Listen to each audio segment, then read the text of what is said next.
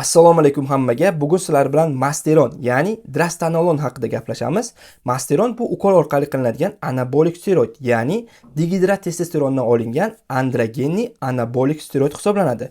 1960-yillarda ayollarda ko'krak saratonni davolash uchun, ya'ni estrogenni bloklash uchun ishlatilgan. Keyinchalik buni sportchilar ko'rgandan keyin o'zlarida ishlatishni boshlaganlar. Masteron ikkita efir bor. Birinchi efiri bu Masteron prepionat, u qisqa efir bo'ladi. Har 2-3 kunda ukol qilish kerak bo'ladi. Yarim yashash hayoti 2-3 kun. Qonga tez chiqadi va tez tushadi va tanadan tez chiqib ketadi. Ikkinchi efir bu Masteron enantat. Bu uzun efir. Yarim yashash hayoti 7-10 kun, haftasiga 1 yoki 2 marta ukol qilish kerak bo'ladi. Buning bitta plyus tomonlari prepionatga o'xshab tez chiqib tez tushmaydi, asta-asta sekin chiqadi va to'g'ri gormonalni fon qiladi. Xo'p, endi Masteronni plyuslari haqida gaplashamiz. Masteron tanada ko'p suv ishlamaganligi sababli muskullar quruq va chiroyli bo'ladi.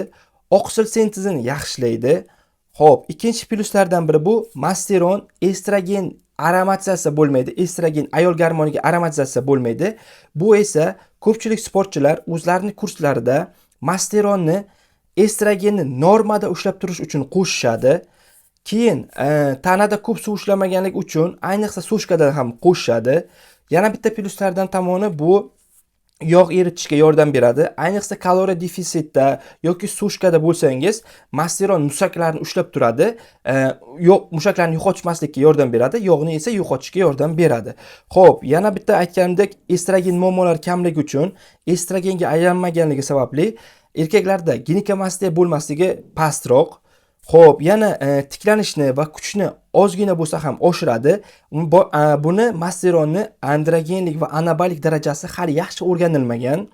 Xo'p, yana bitta yaxshi effektlardan biri bu diuretik effekti, tanada suvni chiqarishga yordam beradi. Ayniqsa sushkada yoki musobaqadan oldin ko'pchilik bodibildinglar Masteronni ham ishlatiladi. Xo'p, endi Masteronni minuslari, pobochkalar haqida gaplashamiz. Eng katta minuslardan biri bu soch to'kilishini oshiradi. Ayniqsa siz avlodingizda kimdir qarindoshlaringizda soch to'kilish bo'lsa, Masteron esa buni tezlashtiradi, chunki bu dihidrotestosterondan olingan. Xo'p, terida va badanda toshmalar paydo bo'lishi mumkin, yog' bezlar ishini oshiradi, tabiiy testosteroningizni bosib qo'yishi mumkin. Shuning uchun Masteron bilan kurs qilgan paytingizda albatta testosteron Hgacha qo'shish kerak. Masteronni soloni o'zini kurs qilish tavsiya etilmaydi. Xo'p, yurak qon tomirlari uchun xavfli.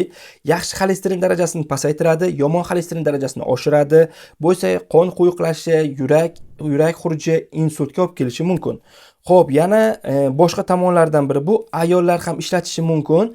Shuning uchun normasi bilan kam dozada ishlatish kerak, chunki androgenlik darajasi bor. Bu aytganimdek, uni androgenlik va anabolik darajasi hali ham o'rganilmagan bo'lsa, baribir bor. Bu esa ayollarda og'izdan yo'g'onlantirish va tanasi erkaklarga o'xshab qolishiga sabab bo'lishi mumkin.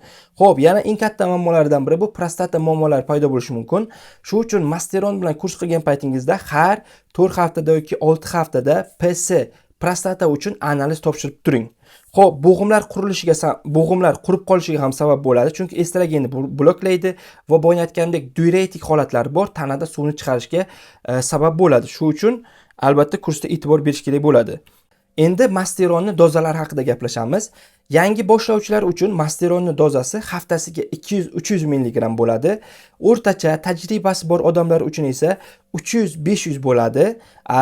Tajribasi bor, opiti bor odamlar uchun esa 500-700 mg haftasiga to'g'ri kerak bo'ladi. Xo'p, ayollar uchun ham dozasi bir haftaga 500-100 mg dan bo'ladi. Xo'p, agar siz Masteronni qisqa efir prepionatni olgan bo'lsangiz, masalan, ukol har 2 kunda 100 mg dan qilishingiz bo'ladi. Shunda to'g'ri keladiki haftasiga 300 mg bo'ladi. Agar enantat bo'lsa esa haftasiga 1 marta yoki 2 marta qilsangiz bo'ladi. Masteron bilan kurs odatda 6 yoki 12 hafta bo'ladi. Ko'pincha Masteron bilan testosteron qo'shib qilish kerak bo'ladi. Boya aytganimdek, Masteron soli xavfli bo'lishi mumkin. Bugungi mavzumiz Masteron bo'ldi. Agar sizga video yoqqan bo'lsa, YouTube kanalimizga va Telegram kanalimizga obuna bo'ling. Videoga bir dona like bosib, o'z fikringizni qoldiring. Hammaga rahmat.